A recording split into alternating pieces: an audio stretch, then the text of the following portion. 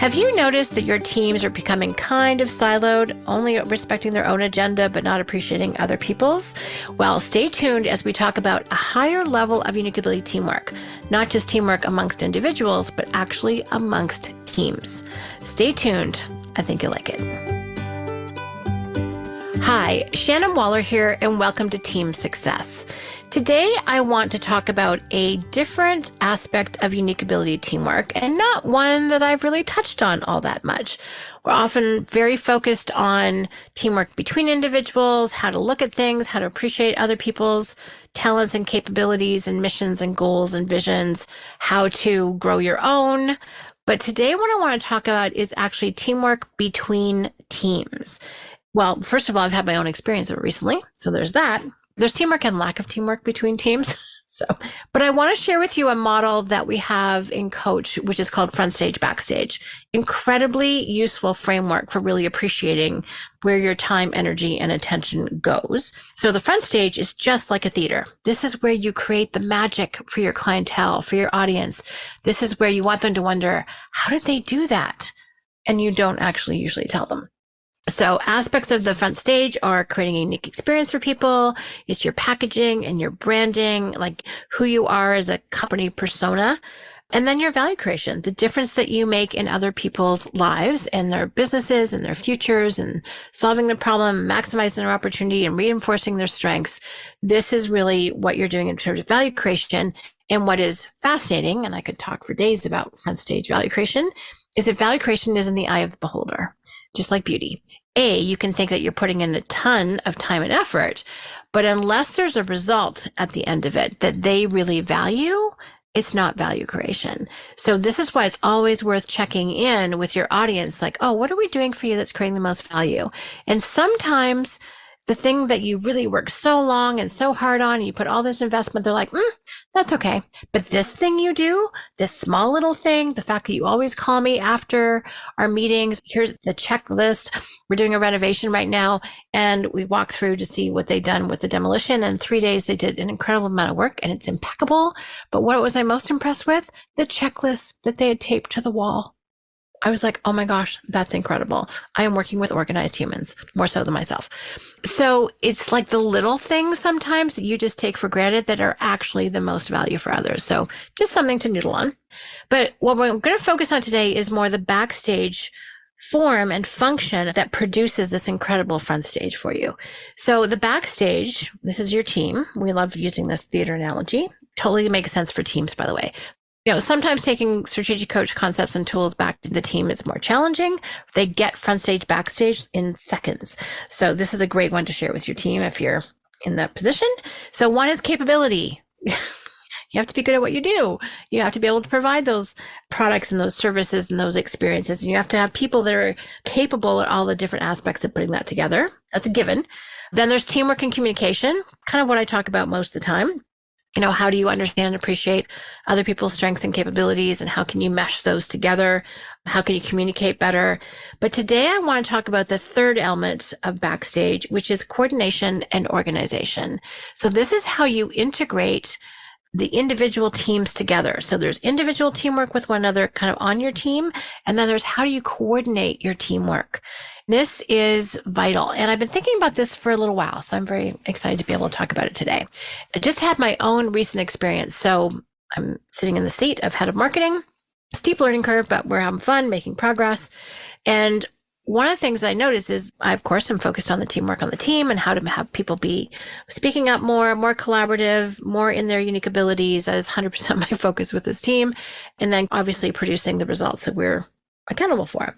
But then also we can be really strong and good within ourselves, but how well are we working with other teams? And lots of stuff is going really, really well, but there are a few little rubs.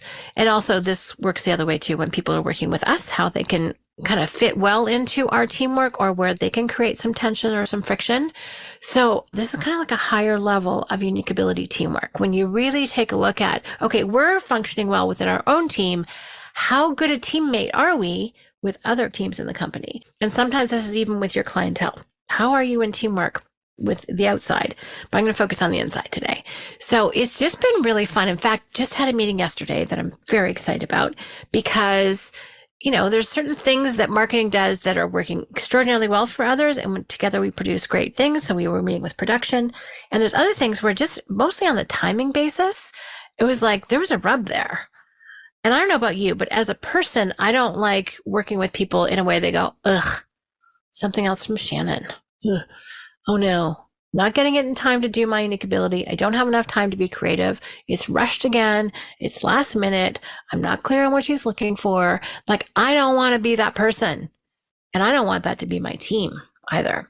So we just had this really fun creative meeting about what's really working, what we appreciate about one another. We kind of did our coach tool, the experience transformer, which starts with what's the situation, coordination, teamwork between marketing and production. And then what's really working. And we had such a long list of what's working. The talent on the team, the ideas, the volume of stuff that gets produced, sometimes pulling off miracles at the last minute when something's unexpected. Like what, especially like production does, I was going to say produces, is incredible. I mean, it's just amazing. It's a joy to receive and to see what they come up with and make the ideas from the marketing team real, into something that's a graphic, a tangible, a writing, all the things.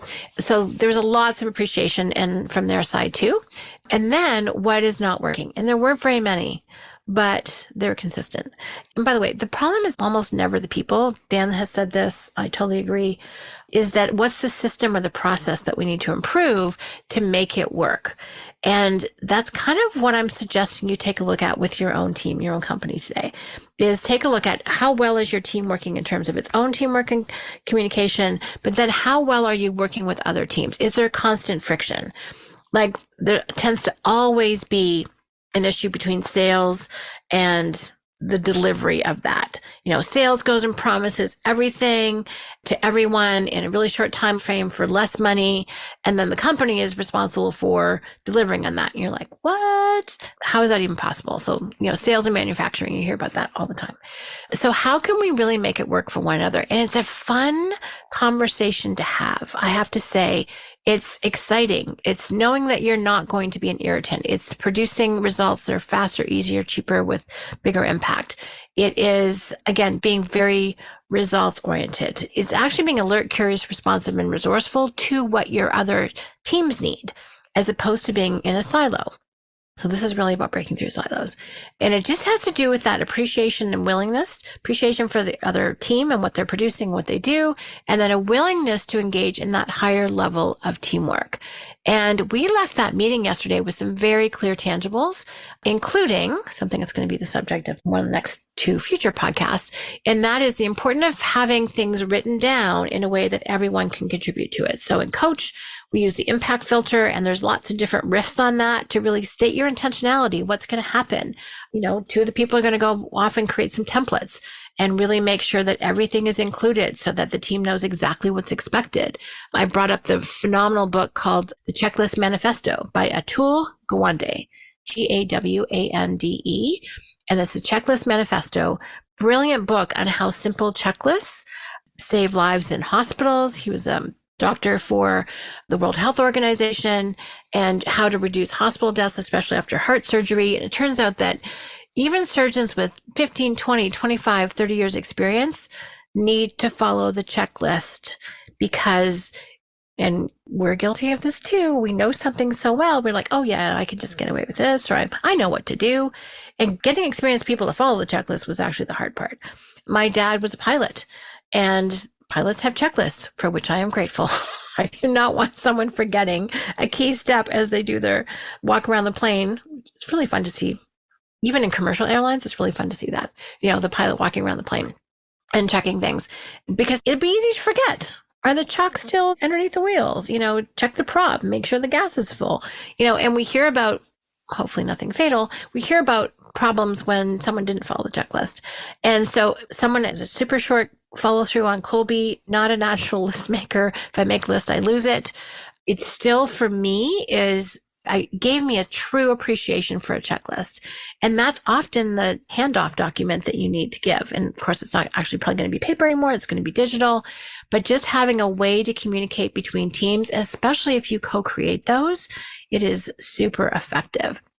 So again, what we're talking about is really this unique ability teamwork between teams, kind of take it up a level, take it to a higher level.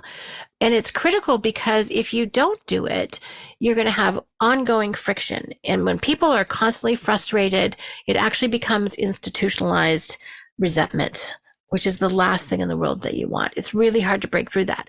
And then people start treating each other as things, not as other human beings. Like, oh, sales always does this. Marketing always does this. Production always does this. Manufacturing always does this.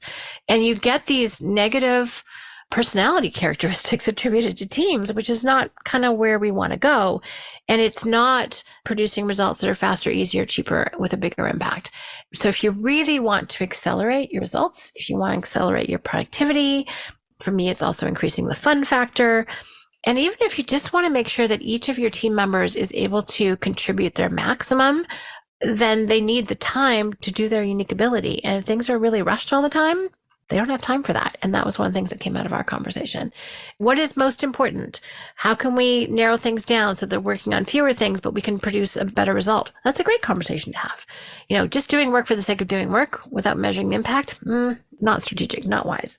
So it can really make your business much more productive and much more profitable when you take time to analyze what's working, what's not in terms of your coordination. So what are some action steps you can take? First of all, talk to your team leaders and see whether or not they are willing to have better teamwork between their teams, to identify what is working and what's not.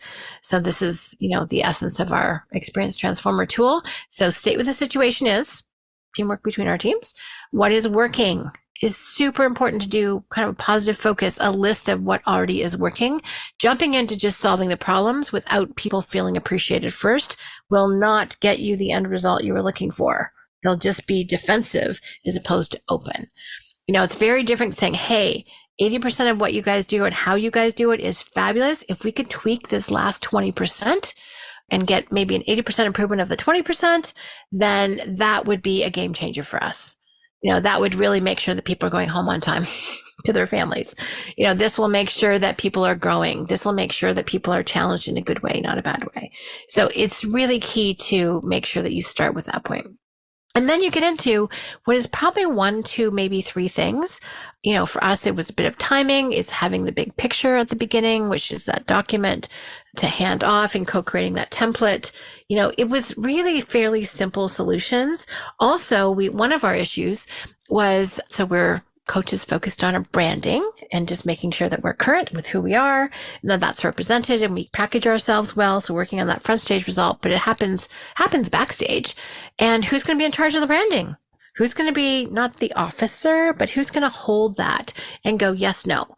So that was actually another responsibility that we decided needed to happen. And where should it live? Well, it shouldn't live with marketing. It should live with production. So that was kind of a fun decision that we made in that particular meeting.